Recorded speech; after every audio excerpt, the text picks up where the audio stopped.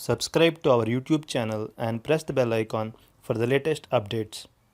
How to prevent others from sharing your Telegram account link when forwarding your messages. Go to your phone menu, find the Telegram app and tap on it. Click on the left menu. Now go to Settings. Under Settings section, tap on Privacy and Security. Under Privacy section, tap on Forwarded Messages. Under Who can add a link to my account when forwarding my messages section, select Nobody.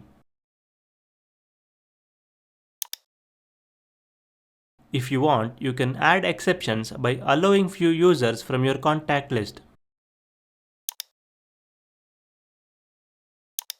Tap the right icon to save the changes.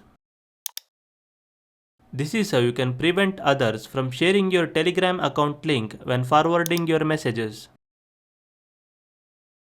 Thank you for watching.